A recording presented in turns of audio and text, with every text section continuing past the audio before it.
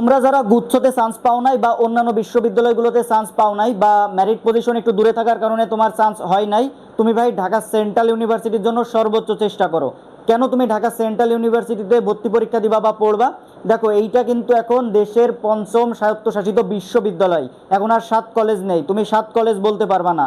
এটাকে কি বলতে হবে? এখন ঢাকা সেন্ট্রাল ইউনিভার্সিটি। এখন কিন্তু এটা বিশ্ববিদ্যালয়, আর এটা ঢাকার মধ্যে অবস্থিত। ভাই 5 বছর পর বা 5 বছর যাওয়ার দরকার নেই, 2 থেকে 3 বছর পর এই বিশ্ববিদ্যালয়ের ডিমান্ডটা তুমি শুধু দেখো। এই বিশ্ববিদ্যালয় কোন জায়গায় যায় তুমি দেখো, এটা ঢাকার মধ্যে অবস্থিত হওয়ার কারণে শুধু। আর আরেকটা বিষয় হচ্ছে যে বাংলাদেশের সবকিছু কিন্তু ঢাকার মানে রাজধানী কেন্দ্রিক। সবকিছু তোমার রাজধানী কেন্দ্রিক। যত যাই করো না কেন, তোমাকে ঢাকাতে আসতেই হবে বা আসতেই হয় আমাদের। হ্যাঁ, সবকিছু রাজধানী কেন্দ্রিক হওয়ার কারণে আমাদের ঢাকাতে আসতেই হয়। তুমি যদি ঢাকা সেন্ট্রাল ইউনিভার্সিটিতে মানে ভর্তি হও বা তুমি ঢাকা সেন্ট্রাল ইউনিভার্সিটিতে তুমি যদি চান্স পাও, তাহলে ঢাকার মধ্যে যত রকম ফ্যাসিলিটিস আছে সবগুলো কিন্তু তুমি পাবা। ঢাকার মধ্যে যত রকম ফ্যাসিলিটিস আছে, তুমি টিউশন করা বা পার্ট টাইম জব করবা, বা তুমি অনেকে আছে ঢাকাতে সেটেল হইতে চাও, বা মানে যাই করো না কেন, ঢাকার মধ্যে যত রকম ফ্যাসিলিটিস আছে তুমি ঢাকার মধ্যে থেকে পাবা। এবং তোমার এখানে কানেক্টিভিটি বাড়বে, নেটওয়ার্কিংও তৈরি হবে ভালো। তুমি যদি ব্যবসাও করতে চাই, তার মানে ঢাকা ছাড়া মানে বা রাজধানী ছাড়া তার মানে অন্য কোনো ভালো অপশন নাই। মানে ঢাকার মধ্যে সকল ধরনের ফ্যাসিলিটিস তুমি পাবা। এবং এই বিশ্ববিদ্যালয় তোমরা প্রথম ব্যাচ হিসেবে ঢুকতেছো, 2 থেকে 3 বছর বা 4 বছর পরে গিয়ে এই বিশ্ববিদ্যালয় কিন্তু দেশের অন্যান্য বিশ্ববিদ্যালয়, ঢাকার মধ্যে যে অন্যান্য বিশ্ববিদ্যালয়গুলো আছে, যেমন তোমার হচ্ছে ঢাকা ইউনিভার্সিটি, জগন্নাথ, জাহাঙ্গীরনগর, এই বিশ্ববিদ্যালয়ের সাথেই কিন্তু মানে তাল মিলিয়ে বা তোমার হচ্ছে যে কম্পিটিশন করে এই বিশ্ববিদ্যালয় কিন্তু অনেক দূর আগাই যাবে। জগন্নাথ ইউনিভার্সিটিতে মানুষ কেন ভর্তি হয়? জগন্নাথ ইউনিভার্সিটিতে হল নাই আমাদের। তারপরে তোমার হচ্ছে যে এইখানে তোমার হচ্ছে যে ক্যাম্পাসটা ছোট বা তোমার পুরান ঢাকার মধ্যে অবস্থিত। তারপরেও মানুষ কিন্তু জগন্নাথ ইউনিভার্সিটিকে টপ পজিশনের মধ্যে রাখে। গুচ্ছের মধ্যে যে বিশ্ববিদ্যালয়গুলো ছিল আগে, যখন জগন্নাথ ইউনিভার্সিটির গুচ্ছের মধ্যে ছিল, তখন যে বিশ্ববিদ্যালয়গুলো ছিল তার মধ্যে টপ পজিশনের মধ্যে জগন্নাথ ইউনিভার্সিটিকে সবাই রাখতো বা এখনও রাখে। বা এখনও জগন্নাথ ইউনিভার্সিটিতে কম্পিটিশনটা বেশি। কেন? এটা শুধুমাত্র ঢাকার মধ্যে হওয়ার কারণে, ঢাকার মধ্যে অবস্থিত হওয়ার কারণে জগন্নাথ ইউনিভার্সিটির কম্পিটিশনটা বেশি বা ডিমান্ডটা বেশি। এজন্য তোমাকে আমি বলছি ভাই,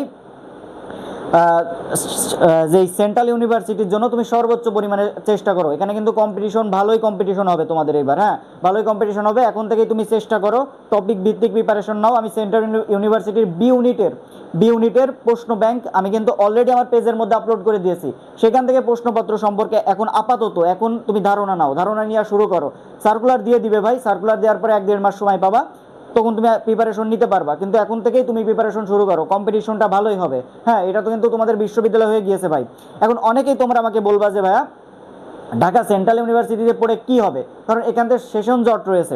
আমি তোমাকে বলি ভাই, সেশন জট তোমার প্রত্যেকটা বিশ্ববিদ্যালয়ে সেশন জট আছে। এখানে ডিপার্টমেন্ট ভিত্তিক সেশন জট রয়েছে। এখানে তোমার হচ্ছে যে কোনো ডিপার্টমেন্ট দেখা যাচ্ছে যে তাড়াতাড়ি শেষ করে ফেলে, কোনো ডিপার্টমেন্ট দেখা যাচ্ছে যে 4-5 মাস একটু দেরিতে শেষ করে। তুমি এই ক্ষেত্রে ঢাকা সেন্ট্রাল ইউনিভার্সিটি অনেকে বলতে পারো যে এখানে পড়লে লাইফ শেষ, বা সেশন জট রয়েছে, সেশন জটে পড়ে যাবো আমরা। এখানে দেখো, তোমার সর্বোচ্চ যদি সেশন জট থাকেও 7-8 মাসে সেশন জট এটা থাকতে পারে, কিন্তু এই 7-8 মাসে তোমার লাইফে খুব একটা পরিবর্তন আসবে না, কিছুই হবে না 7-8 মাসে। হ্যাঁ, অন্যান্য ডিপার্টমেন্টগুলোতে, অন্যান্য বিশ্ববিদ্যালয়ে অন্যান্য অনেক ডিপার্টমেন্ট আছে ভাই যেখানে সেশন জট রয়েছে। তো এই 7-8 মাসে তোমার কোনো ইয়েই হবে না, মানে কোনো সমস্যাই হবে না 7-8 মাসে। এবং এই 7-8 মাসের মধ্যে তুমি আরও এক্সট্রা সময় পাবা জব প্রিপারেশনের জন্য। হ্যাঁ, এবং ঢাকার মধ্যে থাকার কারণে আরও একটা হবে, তুমি মানে জবের জন্য কিন্তু আলটিমেটলি ঢাকাতেই আসা লাগে, বা বিভিন্ন জব পরীক্ষা দেওয়ার ক্ষেত্রে ঢাকাতেই আসা লাগে। সব ধরনের ফ্যাসিলিটিস তুমি পাবা। এখন আমি তোমাকে ছোট্ট করে একটা জিনিস দেখাই দিই, বি ইউনিটের মানবন্টনটা সম্পর্কে একটু দেখাই দিই। এখানে তোমার বাংলা, হ্যাঁ আমি তোমাকে মানবন্টনটা সম্পর্কে একটু দেখাই দিই। এখানে তোমার বাংলা হচ্ছে 25 মার্ক, বাংলা 25, ইংরেজি 25, আর সাধারণ জ্ঞান যেটা বা জিকে, আমি জিকে লিখছি শর্টে, জিকেতে হচ্ছে 50। এই টোটাল 100 মার্কের পরীক্ষা হবে। হ্যাঁ, এই 50 হিউজ মার্ক ভাই। এইটা বিগত বছরের প্রশ্নগুলো এখন থেকেই প্র্যাকটিস করো বা পড়ো। আর এই 25-এর জন্য, বাংলা 25-এর জন্য সিলেক্টেড 10 থেকে 11টা টপিক আছে। ওই 11টা টপিকে পড়ো। আর এই ইংরেজি মেমোরাইজিংয়ে বেশি জোর দাও, এবং ইংরেজি কিছু গ্রামাটিক্যাল বিষয় আছে ওইগুলো তো পড়বে, মেমোরাইজিংয়ে জোর দাও ইংরেজির ক্ষেত্রে। এই বাংলা 10-11টা টপিক ব্যাকরণের খুব ভালোভাবে পড়ো। আর জিকের ক্ষেত্রে সাম্প্রতিক সহ জিকে বিগত বছরের প্রশ্ন একদম A to Z মুখস্থ করে ফেলো। জি, এই বাংলা সিলেক্টেড টপিকগুলো কোনগুলো দেখা যাচ্ছে, আমি তোমাকে বলি, হ্যাঁ, ধ্বনি ও বর্ণ, সন্ধি, সমাস, কারক, তারপরে তোমার বানান, পদ প্রকরণ, শব্দের শ্রেণী বিভাগ, উপসর্গ, এই টপিকগুলো, এইগুলোই প্রশ্ন তোমার ঘুরাই ফিরাই দিবে। এর বাইরে তোমার কোনো টপিক থেকে প্রশ্ন দেয় না।